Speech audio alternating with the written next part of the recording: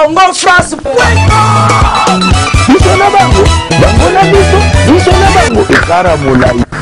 France.com, site ya Congo Masolo à danger, Masolo Kitoko.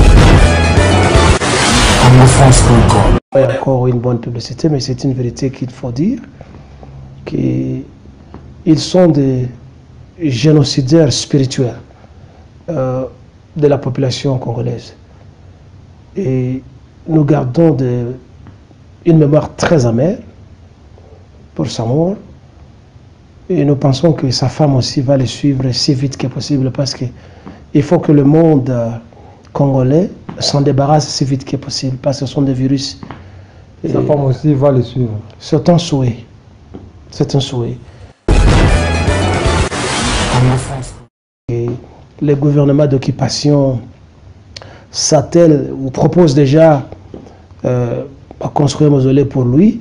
Et je pense que ça serait une injure à la population congolaise. Et si l'on doit créer un monument à la mémoire d'un assassin spirituel, d'un saboteur de la tradition et des cultures africaines, en particulier les cultures congolaises. Pauvre maman, je m'excuse, je ne me moque pas de ta maman parce que nous ne sommes pas riches chez nous. Hein?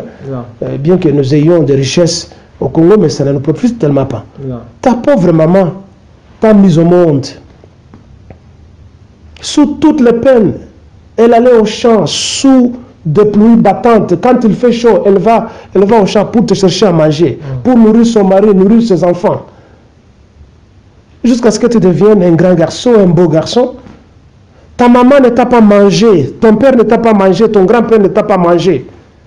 Maintenant, quand aujourd'hui ton père meurt, maman Olangui et sa religion de sataniste doit te dire non, n'allez pas sarcler le tombeau de ton père ou de ta mère ou de ta tante, ce sont des sorciers. Parti national congolais, c'est le parti que je préside, qu'il y ait un membre ou deux membres. C'est un parti. C'est votre Jésus-Christ, mon ami Jésus-Christ, qui avait dit que si un ou deux se rencontrent à mon nom, je suis parmi eux. Mesdames, demoiselles et messieurs, chers amis fidèles téléspectateurs de la www.congofrance.com, merci parce que vous êtes toujours nombreux en train de nous suivre à travers le monde. C'est déjà votre émission Showtime avec votre humble serviteur Yannick Wenge, Moto Atonda Kibunzambe. Ça dit merci beaucoup d'avoir été nombreux en train de nous suivre sur ces sites internet. Merci beaucoup à le boss José Didi Pumba pour l'opportunité. Alors cette émission aujourd'hui, j'ai un grand plaisir de recevoir pour vous Motomouna Papa Kilele ici en Afrique d'ici. Avec lui, on va parler par rapport à l'actualité au Ezoligana Congo. On va parler sur Bamaramounia sur Ezoligana Nambo Bisso. Bienvenue Papa Kilele. Merci beaucoup. Comment vous allez Papa? J'existe, je suis en vie. Ok. Merci beaucoup par rapport à l'actualité qui se passe au Congo. Papa Olangi, Bisso, Mobali, ya Maman Olangi. Quelle est votre impression par rapport à l'Iwa Papa Olangi? C'est un être humain, il est mort. Nous tous, nous allons mourir. Donc ce n'est pas un fait. Sauf que nous avons de mauvais souvenirs de sa vie. Quel mauvais souvenir, Papa? C'est que lui et sa femme ont envoyé beaucoup de gens à la mort à cause de leur prédication. Je l'ai répété plus d'une fois. Je ne fais pas leur mauvaise publicité. Moi, il y a encore une bonne publicité, mais c'est une vérité qu'il faut dire. Qu'ils sont des génocidaires spirituels de la population congolaise. Et nous gardons une mémoire très amère pour sa mort. Et nous pensons que sa femme aussi va le suivre si vite que possible parce qu'il faut que le monde congolais s'en débarrasse si vite que possible parce que ce sont des virus. Sa femme aussi va le suivre. C'est un souhait. C'est un souhait. Et nous ne complotons pas contre eux, mais nous voulons que chaque fois quand il y a un virus dans le corps, on doit tout faire pour s'en débarrasser. Et je pense que les médecins doivent se mettre en l'œuvre pour mettre à point de nouveaux médicaments pour éradiquer un mal pareil. Donc, Sa mort n'est pas un événement pour nous. Et il y a des rumeurs déjà, on nous apprend peut-être que les gouvernements d'occupation s'attellent ou proposent déjà à construire un mausolée pour lui. Et je pense que ça serait une injure à la population congolaise. Et si l'on doit créer un monument à la mémoire d'un assassin spirituel, d'un saboteur de la tradition et des cultures africaines, en particulier les cultures congolaises. Depuis 1485, je pense au 82, quand Diego Cao a foulé le sol congolais, le Congo a été endeuillé spirituellement quand les Portugais sont venus nous imposer leur religion. Bien que certains missionnaires ont construit des écoles chez nous et fait la promotion de l'éducation, cela ne pèse pas plus sur la balance de valeurs culturelles parce que ça a été une invasion de nos cultures, nous les Africains. Alors il est temps que les Congolais puissent faire une remise en question et ne plus continuer à adorer les dieux d'ailleurs, et tout en foulant aux pieds nos dieux et nos cultures. Pourquoi pas adorer les dieux? Ce n'est pas notre Dieu, le Dieu israélien. C'est un Dieu que j'aime et que je respecte parce que c'est un gentleman qui est franc et sincère, si réellement il existe. Mais je pense qu'il existe parce qu'il est israélien. Il dit dans la Bible qu'il est le Dieu d'Israël, de Moïse, de Jacob, d'Abraham, etc. Le Dieu du Congo, c'est... Il n'a jamais dit qu'il était le Dieu du Congo. Il n'a jamais dit qu'il était le Dieu d'Afrique. C'est un Dieu qui est très sincère. Il n'a jamais dit qu'il était notre Dieu. Alors, c'est l'armée de menteurs, de Congolais, de prêtres congolais, de pasteurs des églises de sommeil, et tous les mendiants et affamés qui ne trouvent dans la théologie que l'unique domaine où ils peuvent s'enrichir facilement et manger, qui continuent à propager des mensonges de ce genre. Et nous avons des preuves que depuis plus de 2000 ans, il n'y a jamais eu de résultats probants quant à la vie socio-économique et politique de l'homme noir. On nous a prêché, on continue à nous prêcher jusqu'à la moelle épinière.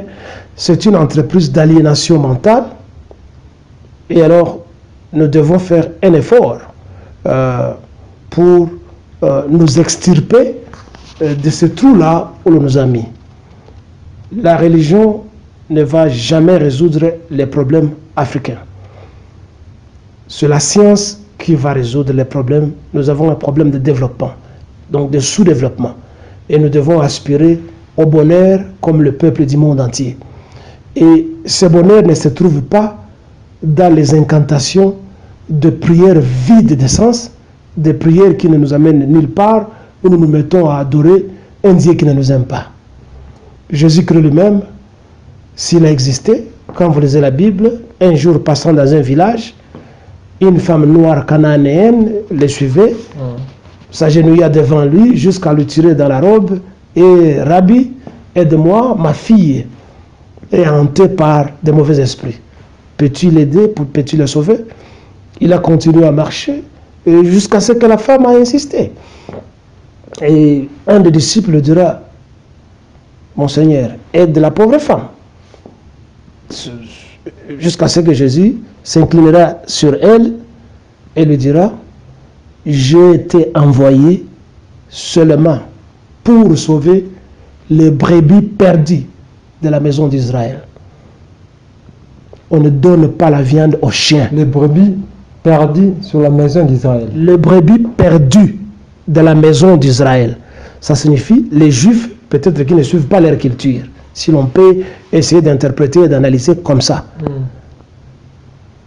On ne donne pas la viande, ça signifie on ne donne pas le salut à d'autres races, surtout des gens qui sont des chiens, comme vous les Noirs. Là, vous pouvez dire que Jésus, il est le Dieu du blanc. D'abord, ça c'est une erreur. Quand vous lisez toute la Bible, Jésus-Christ n'a jamais dit qu'il était Dieu.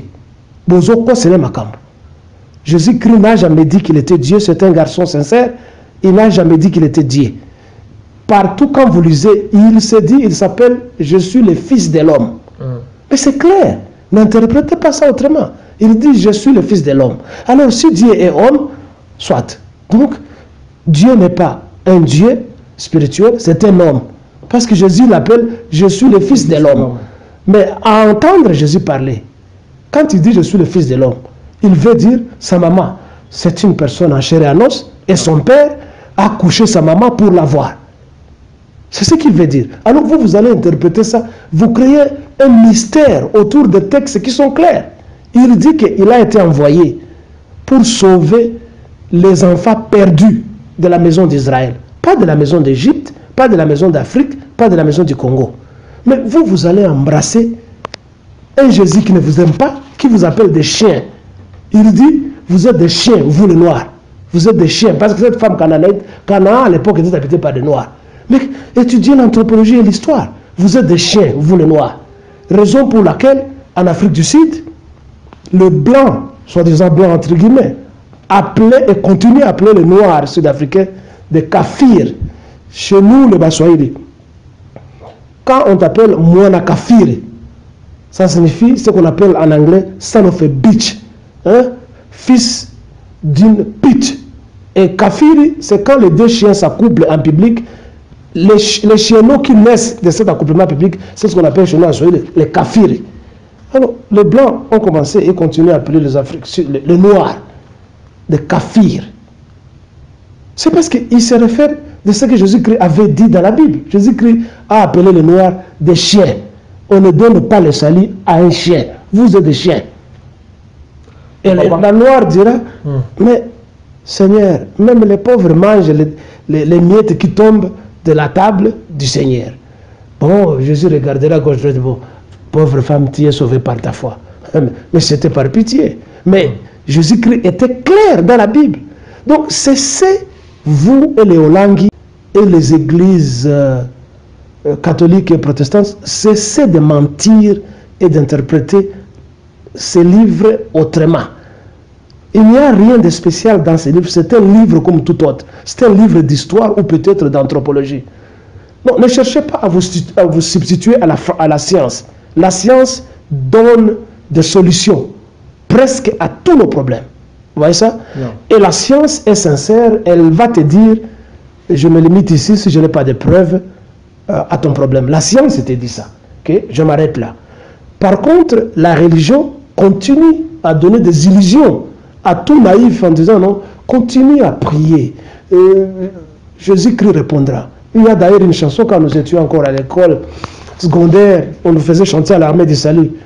Priez toujours, priez sans cesse, priez le Seigneur répondre. Mais il va répondre quand?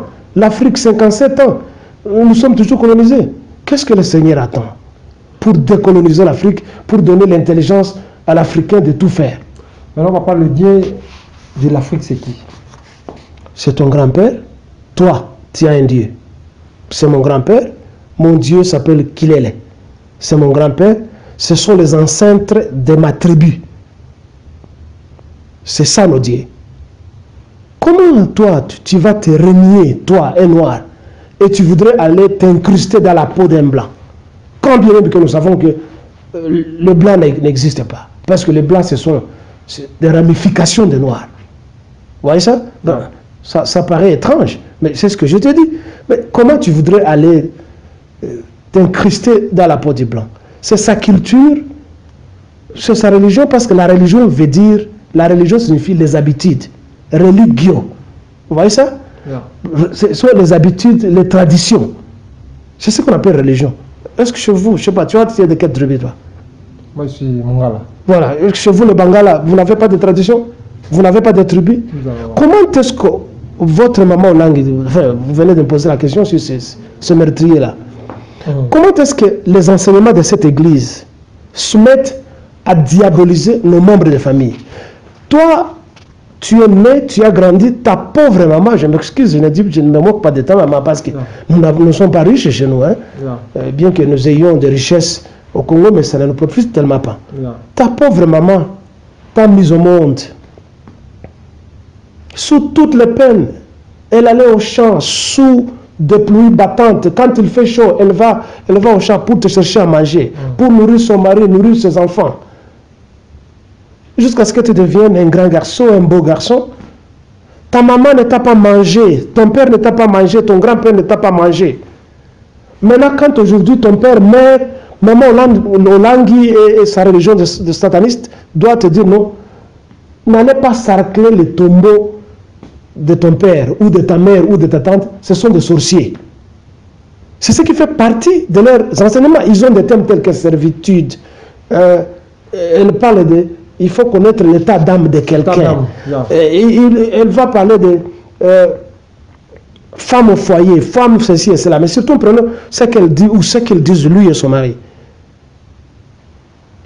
En accusant les morts de sorcellerie. Est-ce qu'elle a des preuves que ta maman qui t'a fait grandir est sorcière? Hein? Ça, ce sont des calomnies. Alors, ce ne sont pas des enseignements qu'il faut suivre. Parce que nous, les Africains, nous croyons à la subsistance de l'âme. Comme Socrate y croyait. Raison pour laquelle nous, les Africains, nous ne brûlons pas les morts. Nous enterrons nos morts et nous y allons.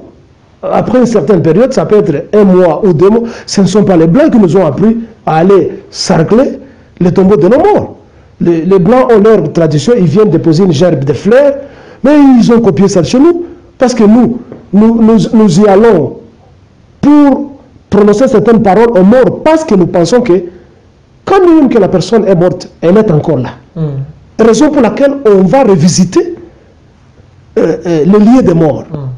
Mais comment est-ce que des églises transforment nos morts comme étant des sorciers? Donc on devient sorcier quand on meurt, alors que ta maman t'a fait grandir, elle ne t'a pas tué, ton papa ne t'a pas tué. Et quand ton papa meurt ou quand tu deviens pauvre, vous l'appelez des sorciers?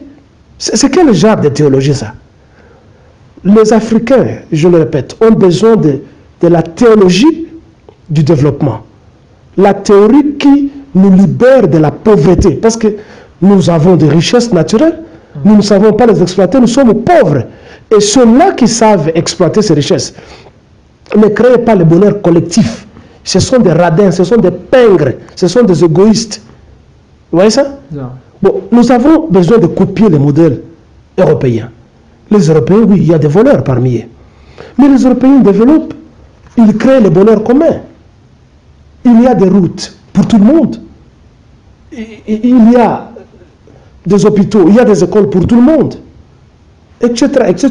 Suivez le modèle européen. Raison pour laquelle nous n'étant pas capables d'exploiter et de maximiser le bonheur collectif, nous mourons en traversant le canal méditerranéen pour aller chercher le bonheur ailleurs, alors que le bonheur est chez nous. Où se trouve alors la contribution de vos théologies dans la création du bonheur et de l'intelligence de l'homme noir?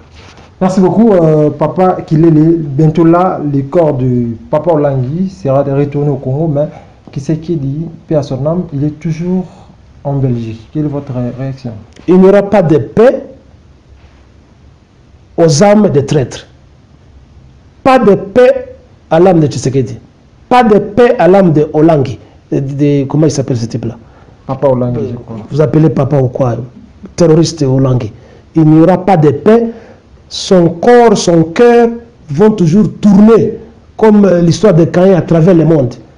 Tout celui qui a trahi la fierté du peuple congolais, tout celui qui a trahi le destin du peuple congolais, le Congo pour lequel Lumumba est mort, pour lequel Kimpavita a été brûlé, pour lequel Kimbangu a été emprisonné pendant 33 ans sous terre sans voir une lueur de lumière, pour lequel les Congolais meurent au Kivu, au Kasaï, partout à travers le Congo. Tout cela qui aura trahi la mémoire de ces Congolais, pour lesquels Arma Tungulu est mort, Tchebeya est mort, tous ceux-là qui vont trahir toutes ces mémoires-là n'auront jamais de calme dans leur tombeau. Merci beaucoup. Donc, Tshisekedi, on n'a pas besoin de lui. Il a été traître.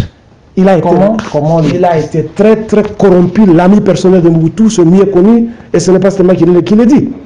tout le monde que je ne suis pas un fanatique, je suis un patriote congolais, défenseur du patriotisme, défenseur du nationalisme. Je suis un Congolais qui va mourir pour le Congo. Et quand il y a du mal à dire, il faut l'exposer. Et je ne suis pas là, un enfant de cœur, qui doit parler. Tu sais qui dit l'icône du Congo, le père de la démocratie, le premier docteur en droit. Bon, son diplôme en droit a produit quoi au Congo? Il n'y a aucun livre qu'il a écrit, même pas un article, même pas une école ou une faculté de droit nommée derrière lui que non, ça à titre posthume, la faculté de droit sur la faculté Étienne Tshisekedi. Parce que quand tu vas dans d'autres pays, il y a une école qui l'est. Il y a, quand vous allez à Dakar, vous allez rencontrer l'ancienne université de Dakar, où l'on diabolisé Cheikh Anta Diop, a été nommé à titre posthume l'université Cheikh Anta Diop. Vous voyez ça? Yeah. Mais alors, lui, on ne peut pas immortaliser quelqu'un dans le mensonge, dans la collaboration avec le mal. Pendant la journée, il lance les gens dans des marches de soutien. Ils sont massacrés par la soldatesque moboutiste. Le soir, il prend l'avion, il va à Badolité pour boire et manger avec Mobutu. Pendant que la population congolaise enterre ses morts. Et vous voulez qu'on célèbre des traîtres comme ça? Vous voulez nous parler de... Mais si Hollande rentre au Congo, mais c'est un pays. Il n'y a rien qui change. Il peut être enterré ici. La terre africaine a besoin de sa chair pour que ça devienne des fumiers afin de pouvoir aider à pousser des plantes que les autres vont manger. Parce que vous savez que l'être humain est une continuité de ce que quelqu'un a été. Hein? Et le corps de qui s'est dit? C'est la même chose. On peut l'enterrer à Bruxelles. Où est le problème? Est-ce que ça va le ramener à la vie? Moi, je peux mourir ici. Vous m'enterrez ici, mais ça va. Vous voulez qu'on l'enterre en l'air? Ou vous voulez créer un mythe autour de la mort d'un escroc politique?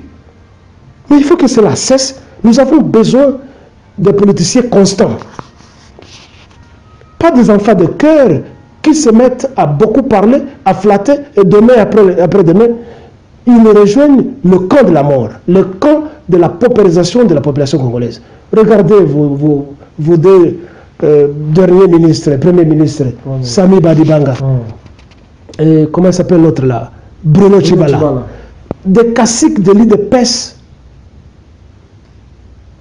de gens qui étaient des bras droits d'Étienne Tshisekedi. Aujourd'hui, ils changent Kazakh. Ils font la romance avec l'occupant. Et vous voulez qu'il ait se mettre à appeler Bruno Tshibala, son Excellence, Monsieur le Premier ministre, son Excellence Sami Badibanga, vous voulez qu'il ait ou pas seulement qu'il ait tout Congolais qui est normal, se mettre à appeler des gens comme ça, Excellence. Il n'y a rien d'excellent. Nous avons besoin de la constance politique. Hein? C'est votre Bible qui dit il faut dire oui pour oui et non pour non. Vous voyez ça? Tshisekedi n'avait jamais dit non à Mobutu, bien qu'il disait qu'il était l'opposant à radical. Parce qu'en dessous, nous savons, et tout a été dit par des gens qui entouraient Mobutu, comment est-ce que sa famille était soutenue en Europe par l'argent que Mukambaka Nzamba donné à sa famille pour faire nourrir ses enfants. C'était dit, c'est bien dit par tout le monde. Bon, avec l'accord de Mobutu, pendant qu'il se faisait passer pour un opposant. Et il produit des enfants tels que de Félix Tshisekedi, qui veut diriger le Congo alors qu'il n'a même pas un diplôme d'État. Voilà des histoires comme ça. Merci beaucoup. Il exploite la réputation de son père. Les Congolais doivent faire barrage à un héritage d'escrocs. Ce n'est pas une monarchie. Merci beaucoup, papa. Mais à l'époque de Kabila, qu'est-ce que Tshisekedi a fait de mal à la population? Il y a beaucoup de choses. Tu veux que je t'en parle? Ben, d'accord. Après la conférence, soi-disant les sommets des vous appelez des Sun City ici. Mais ce monsieur est resté ici pendant 2 ans ou 3 ans sous prétexte qu'il était en soins médicaux. Et comme d'habitude, c'est quelqu'un qui est ivre de la marée humaine, de l'accueil soi-disant triomphal, entre guillemets. Au lieu d'aller tout droit sur Kinshasa, il est passé par Kigali, où il est allé rencontrer l'Hitler africain. Paul Kagame, cherchant le pouvoir ou la légitimation du pouvoir à l'étranger auprès d'un agresseur, un oppresseur, pendant qu'il a le soutien total d'une population naïve congolaise. Si naïve que cette population est, mais dans sa naïveté, la population congolaise avait toujours soutenu Étienne Tshisekedi. Il y avait, même depuis Lumumba, aucun politicien congolais qui était plus populaire qu'Étienne Tshisekedi. Ça, il faut le dire et il faut le reconnaître, mais il n'avait jamais profité de cette popularité pour prendre le pouvoir. Il était allé chercher la légitimation du pouvoir à Kigali. Alors, c'est déjà une traîtrise.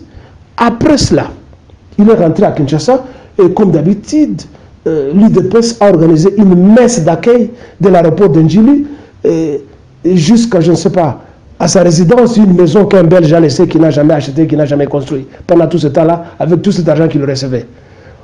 Après, à part ça, il avait commissionné certains membres de l'UDPS pour aller à Kigali, entre autres, M. Moubake, qui a passé 2 ans à Kigali. Qu'est-ce qu'il faisait à Kigali pendant les 2 ans, Moubake? Il faisait quoi? Et il n'y avait pas que lui. Et lui-même me l'a dit. Il a rencontré les caméras, il s'était étonné. Oh, bon, il ne va pas nous dire qu'il y est allé de son propre chef. Il y était allé à mission envoyée par Étienne Tshisekedi. Et qu'est-ce qu'il avait amené pendant tout ce temps? Qu'est-ce qu'il avait donné comme rapport? N'eût été ces harangues qu'il faisait dans une pauvre cour d'une maison quelque part à certains membres de l'UDPS. Ça a pris du temps pour qu'il dise, qu'il avoue qu'il avait été pendant 2 ans à Kigali. Voilà la traîtrise, voilà le mal que Tshisekedi a fait, et il y en a beaucoup d'autres pendant la période de Laurent Désiré Kabila. À un certain moment, Laurent Désiré Kabila l'avait appelé, mon frère, viens qu'on travaille. Il avait posé la question, qui sont ceux-là qui sont derrière toi pour euphémiser les Rwandais? Bon, lui-même sait comment est-ce que Kabila lui avait répondu jusqu'à ce qu'on l'enverra dans son village natal. À part ça, pendant toutes ces harangues au stade et partout où il était, il n'avait jamais fustigé, dénoncé l'occupation du Congo. Que ce soit pendant la période de Laurent Désiré Kabila, avec la continuité de son soi-disant fils adoptif ou adopté, Hippolyte Kagame Kadambe, celui que vous appelez le leader maximo radical de l'opposition n'avait jamais condamné publiquement. Merci beaucoup, papa. Parlons à présent des partis nationaux congolais. Parti national congolais, c'est quoi? Est-ce que vous pouvez le Parti national congolais, c'est le parti que je préside.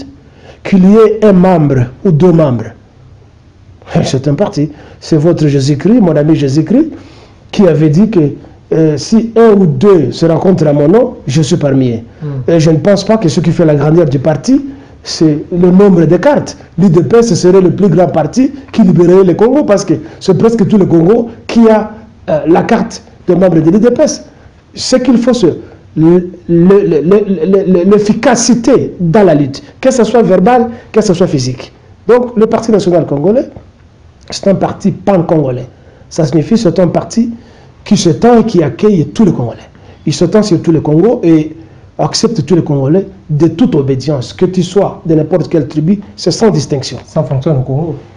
Ça fonctionne, ce n'est pas agréé comme vous le dites. Et ça ne m'intéresse pas, moi, d'agréer un parti au Congo sous un régime d'occupation. Vous voulez que je devienne membre de ce que vous appelez la mangeoire présidentielle, ce que vous appelez la majorité présidentielle. Je suis la mangeoire présidentielle. Je ne peux jamais devenir un membre. J'ai tenté plusieurs fois qu'on puisse agréer les partis.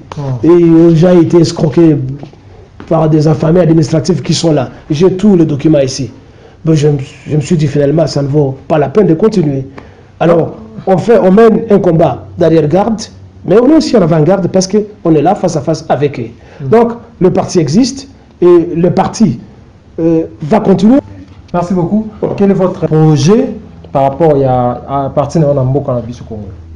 Qu'est-ce que vous voulez dire par projet? Quel est votre projet projet des partis nationaux. Mais j'ai des documents. Si tu veux jeter un coup d'œil, je ne suis pas là pour déballer les projets de société. C'est comme si tu me demandais d'aller déballer les projets de l'Ancélé de Mobutu à l'époque, les manifestes de l'Ancélé. Ça a été un projet de société colossal, malheureusement qui n'a pas été mis en pratique. Et quelque part, on pourra toujours tirer certains passages du manifeste de l'Ancélé. Il n'y a rien de mal dans ça. Il y a un projet de société, si tu veux, tu passeras, je vais te donner pour jeter un coup d'œil. Mais peut-être tu voulais demander quelles sont mes ambitions. Mais mes ambitions, c'est un jour de devenir président de la République. Je ne peux pas devenir ministre sous l'occupation. Non. Pas sous l'occupation, ce serait trahir le Congo. S'il y a un Congolais authentique, normal, vous voyez ça? Bien. Après analyse faite, si je suis contacté, je peux le rejoindre.